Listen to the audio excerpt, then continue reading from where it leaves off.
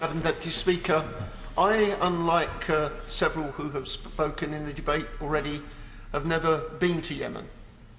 But I was last September in Oman.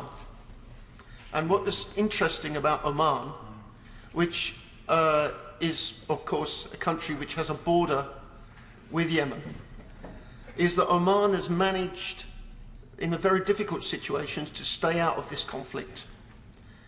The Iranians are trying to smuggle weaponry into Yemen through Oman. Yemenis fleeing from the conflict are being treated in Omani hospitals. And there is a potential for the issue to have a wider role. Interestingly, and this is probably not widely known, the Omanis are not Shia or Sunni.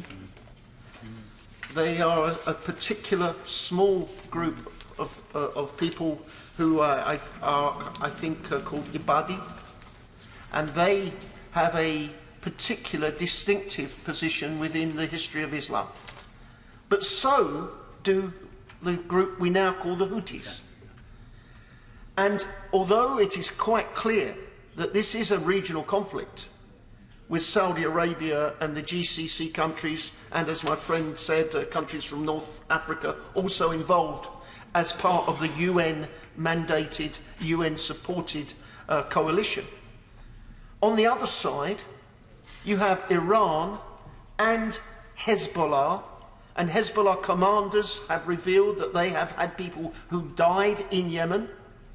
And in a sense, what we've seen in Syria, with an alliance of a group, the Alawites, who are a particular form of a branch of close to Shiism but complicated, in alliance with Iran and Hezbollah and of course Putin's Russia. In Yemen we have something similar.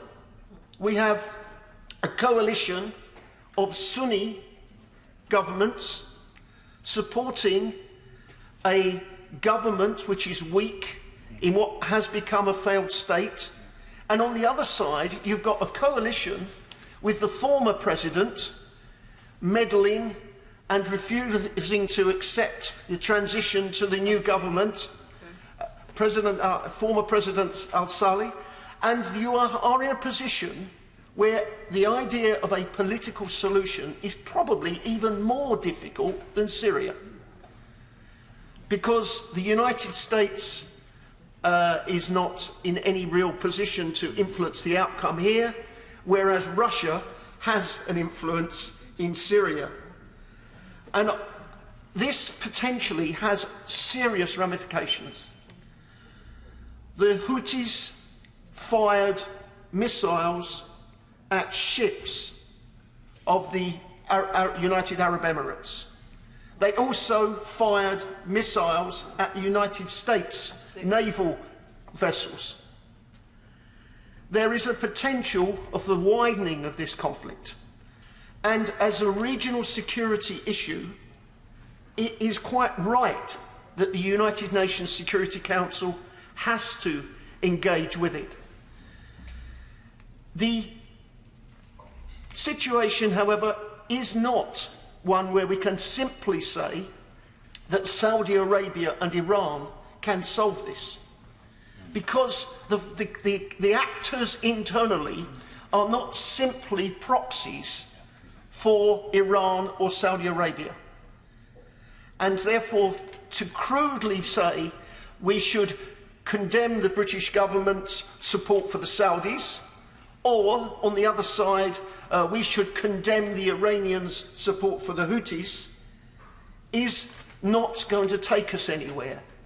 And I suspect, sadly, even if we were to have a regional deal whereby Iran and Saudi Arabia have a big bargain, and they agree a common position on the Israel-Palestine conflict, you would still find this conflict in Yemen might still be continuing because of these factors. So it needs urgency, it needs big international involvement, and remember, above all else, these people are amongst the very poorest people in the world, and they are suffering not just warfare, but they are also suffering terrible poverty, partly because of mismanagement and misgovernment over many years.